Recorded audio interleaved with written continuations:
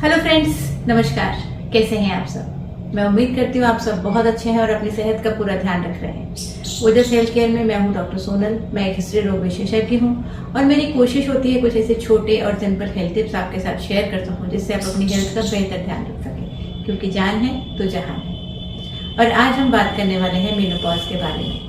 सबसे ज़रूरी सवाल कि मेनोपॉज को कैसे पहचानें, और दूसरे नंबर पर जो इम्पोर्टेंट सवाल है वो ये है कि मेनोपॉज के केस में अगर हम हार्मोन रिप्लेसमेंट थेरेपी के बारे में बात करते हैं तो ऐसे कौन से लक्षण हैं या ऐसी कौन सी कंडीशंस हैं जहाँ पर कि हार्मोन रिप्लेसमेंट थेरेपी के लिए बहुत ज़्यादा सतर्क रहने की ज़रूरत है। तो आइए शुरू करते हैं। सबसे पहले कुछ ऐसे केस इंसिडेंसेस होते हैं जो मेरे सामने अक्सर सामने आते हैं, जैसे कि कई बार कोई महिला जो कि 40+ एज ग्रुप में है और वो अचानक से उसका पीरियड मिस हो गया।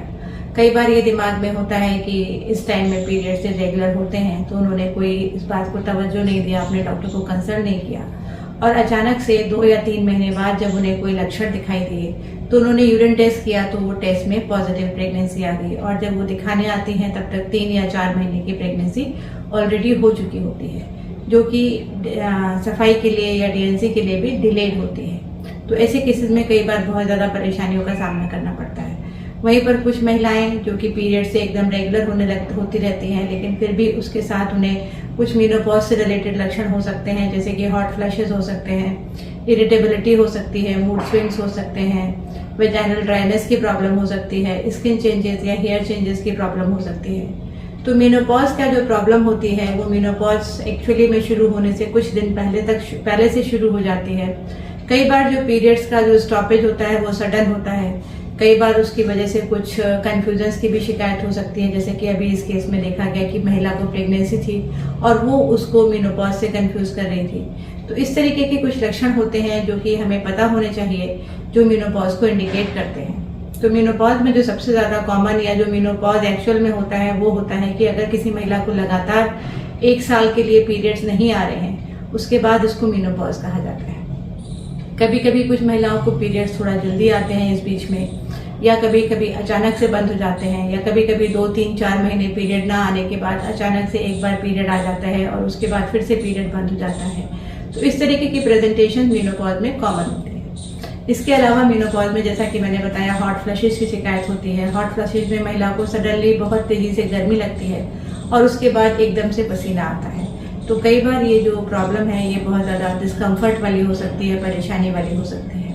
इसके अलावा चिड़चिड़ाहट, नींद नहीं आना, स्किन में ड्राइनेस आना, वेजाइना में ड्राइनेस आना, बालों की थिनिंग होना, इस तरीके की प्रॉब्लम्स मेनोपॉज में देखी जाती हैं। इन सब प्रॉब्लम से बचने के लिए या इन सब प्रॉब्लम्स को डील करने के लिए कुछ मेडिकेशन दिए जा सकते हैं, कुछ हर्बल प्रिपरेशन दिए जा सकते हैं, कुछ लाइफस्टाइल मॉडिफिकेशन जैसे कि मेडिटेशन, योगा, एक्सरसाइज, ये सब चीज़ें भी मेनोपॉज को डील करने में बहुत ज़्यादा कारगर होती हैं। लेकिन कभी कभी कुछ केसेस में, स्पेशली हॉट फ्लशेज या मूड स्विंग्स जैसी प्रॉब्लम में या वेजाइनल ड्राइनेस जैसी प्रॉब्लम में हार्मोन रिप्लेसमेंट थेरेपी को रिकमेंड किया जाता है। तो हार्मोन रिप्लेसमेंट थेरेपी एक बहुत ही अच्छी थेरेपी है, लेकिन इसके साथ कुछ विशेष बातों का ध्यान रखने की ज़रूरत है। वे महिलाएं जिनको कि ब्रेस्ट कैंसर या एंडोमेट्रियल कैंसर की फैमिली हिस्ट्री है या पर्सनल हिस्ट्री है, यानी कि उन महिलाओं को ब्रेस्ट कैंसर या एंडोमेट्रियल कैंसर रहा है, तो ज़रूर उन्हें हार्मोन रिप्लेसमेंट थेरेपी लेने से पहले अपने डॉक्टर से कंसल्ट करना चाहिए, और ऐसे केसेस में हार्मोन रिप्लेसमेंट थेरेपी को काफ़ी हद तक अवॉइड किया जाता है।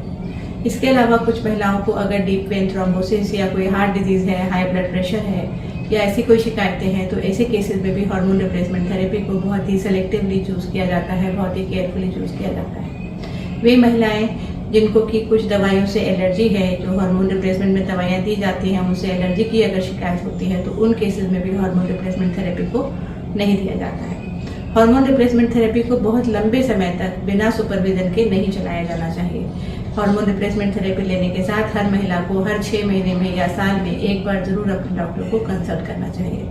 वे महिलाएं जो रेगुलर चेकअप नहीं करा पा रही हैं या नहीं कराना चाहती हैं, तो ऐसी महिलाओं को हार्मोन रिप्लेसमेंट थेरेपी के लिए नहीं जाना चाहिए।